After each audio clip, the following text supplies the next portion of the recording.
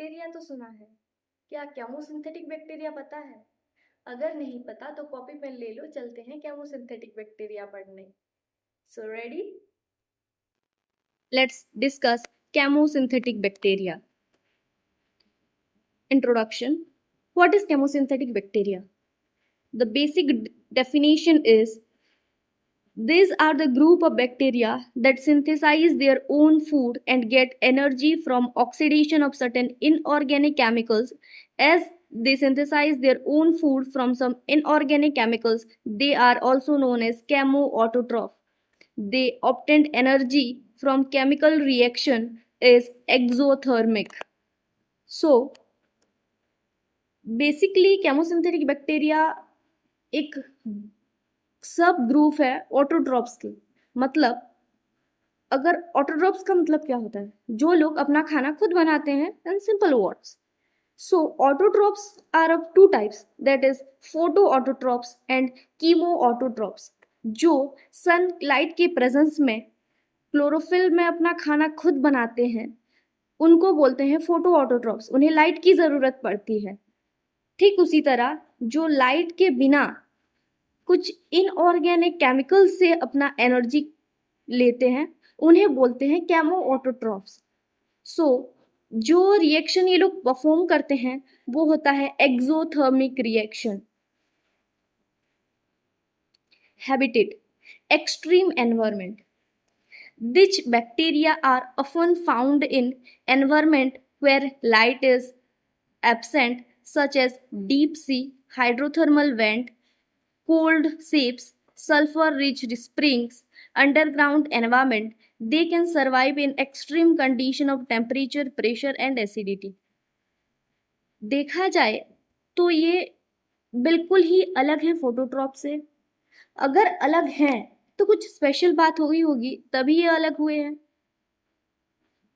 अगर इन्हें फोटोसिंथेसिस के लिए लाइट की जरूरत नहीं पड़ती, इसका मतलब ये होता है कि ये लोग ऐसे जगह पे प्रेजेंट होंगे जहां पे लाइट एब्सेंट होगा। सो ये लोग कहाँ प्रेजेंट होते होंगे? जैसे कि लाइट जहाँ पे एब्सेंट होता है डीप सी में, समुद्र की बहुत ज्यादा गहराई में, कुछ हाइड्रोथर्मल वेंट में, कुछ कोल्ड सिप्स में, समझे, सल्फर रिच स्प्रिंग्स में, अंडरग्राउंड एनवायरनमेंट में। सो बेसिकली ऐसे जगह पे जहां पे इन लोगों को सनलाइट नहीं मिलती और वो लोग इनऑर्गेनिक कंपाउंड को ब्रेक डाउन करके एक्सोथर्मल रिएक्शन से अपना एनर्जी गेन करते हैं। सो बोल सकते हैं कि वो लोग एक्सट्रीम कंडीशन में रहते हैं।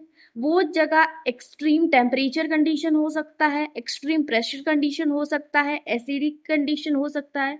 सो वहाँ पे कुछ भी नॉर्मल नहीं होगा, आइदर बहुत ज़्यादा टेम्परेचर होगा या फिर बहुत कम होगा, एसिडिटी बहुत हाई होगी या तो बहुत लो होगी, मतलब पीएच बहुत ज़्यादा हाई होगा या तो बहुत ज़्यादा लो होगा, प्रेशर भी उसी तरह बहुत ज़्यादा हाई हो सकता है या फिर बहुत ज़्यादा कम हो सकता है।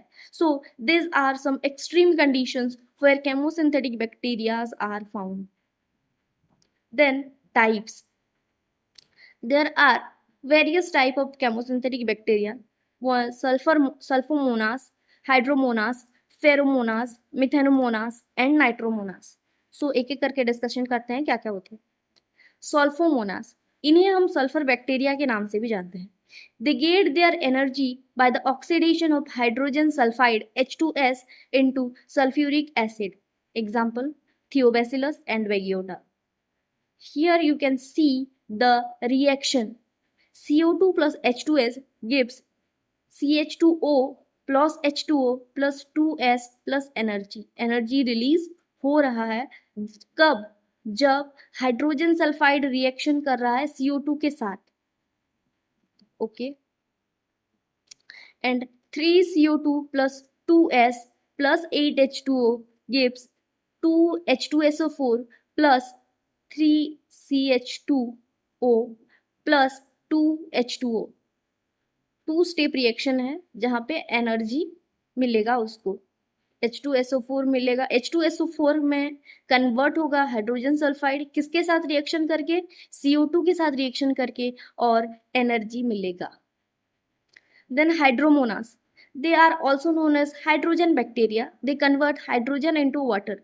बेसिकली वो हाइड्रोजन के साथ रिएक्शन करते हैं और क्या बनाते हैं, H2O बनाते हैं.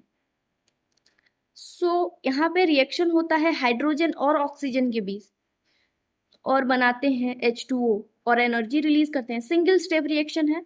एग्जाम्पल है bacillus पेंटोट्रोपस.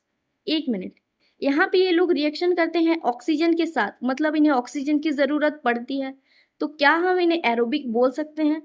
Yes, we can say it as aerobic bacteria.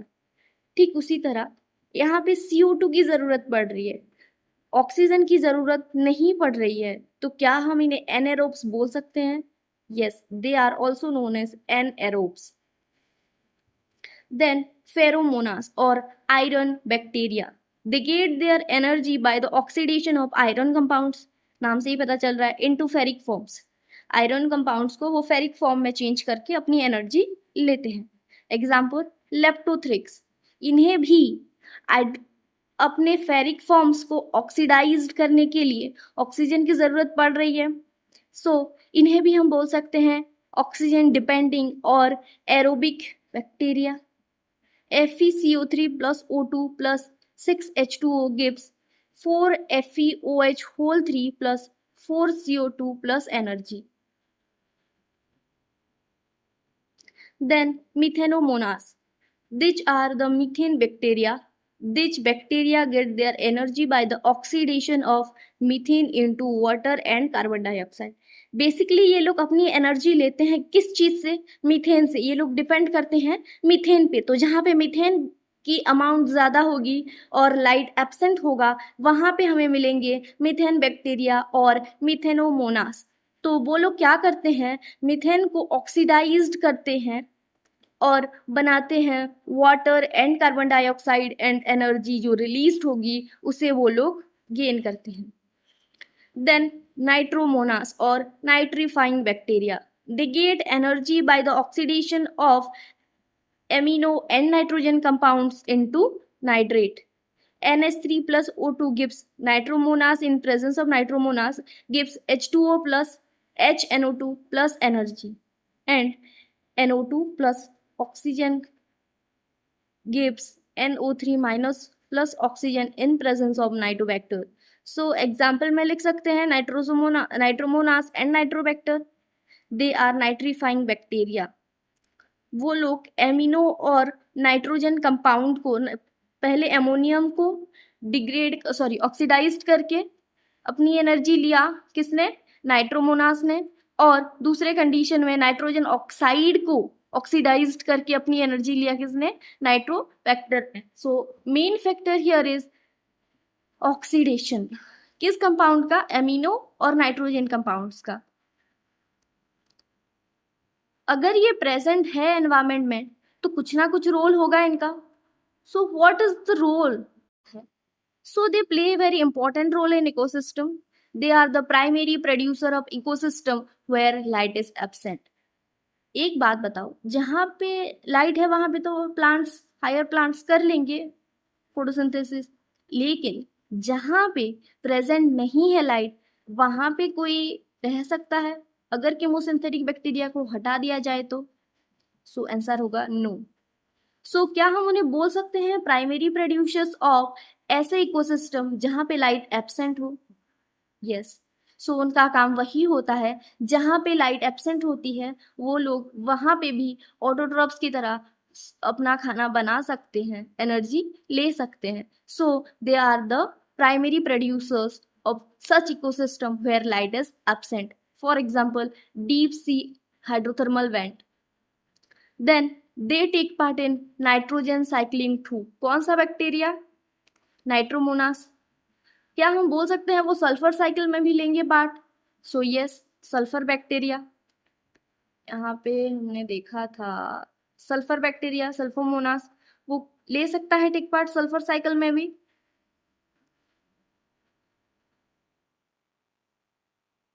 ये हो गया. Then application. इनके कुछ बेसिक एप्लीकेशंस होते हैं जैसे bioremediation, bioleaching and biomining, energy production, agriculture field में, एनवायरमेंटल मॉनिटरिंग में, वेस्ट ट्रीटमेंट में। वेस्ट ट्रीटमेंट में डिटॉक्सिफिकेशन ऑफ वाटर में हेल्प करते हैं। Environmental monitoring, detect and responses to toxin that present in environment and biosensors, early warning for contamination of soils, airs and water. So environmental monitoring का मतलब detect and response to toxin present in environment. जैसे जैसे grow करते जा रहे हैं हम लोग, एनवायरमेंट पोल्यूशन भी बढ़ता जा रहा है, एनवायरमेंट में टॉक्सिन्स बढ़ते जा रहे हैं, तो ये लोग उन्हें मॉनिटरिंग करते हैं, डिटेक्ट करते हैं एंड उसके खिलाफ रेस्पॉन्स करते हैं। सो दे आर इम्पोर्टेंट। कुछ उनमें से बायोसेंसर्स की तरह रिएक्ट करते हैं। बायोसेंसर मतलब क्या? अर्ली साइंस वो लोग दे देते हैं कि यहाँ पे इस चीज की कंटामिनेशन है, इस चीज की कंटामिनेशन है तो ये ग्रो नहीं करेगा, अगर उस चीज की कंटामिनेशन है तो वो ग्रो करेगा। अगर कहीं पे सल्फर बैक्टीरिया ग्रो कर रहे हैं तो हम बस बोल सकते हैं कि वहां पे सल्फर की कंटेंट बहुत ज्यादा होगी, तो वो एक साइन है कि वहां पे सल्फर की कंटेंट बहुत ज्यादा है, वहां पे बाकी चीजें ग्रो नहीं कर सकती। So this an example.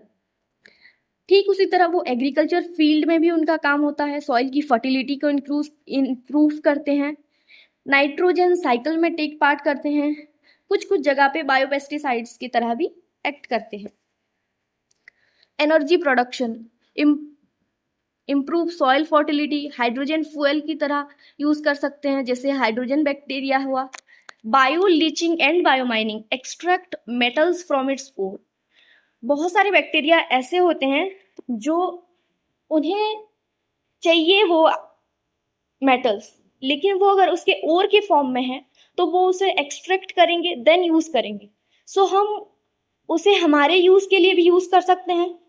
सो वो एक एप्लीकेशन है। Then bioremediation, pollution degradation, sulfomonas bacteria है जो डिग्रेडेशन करता है पोल्यूटेंट्स का एंड माइन ड्रेनेज ट्रीटमेंट में भी हेल्प करता है। So these are some basic जो एप्लीकेशंस हैं इनके, and that's all. Thank you for your patience. I hope आपको अच्छा लगा होगा, आपको कुछ नया सीखने मिला होगा। So thank you.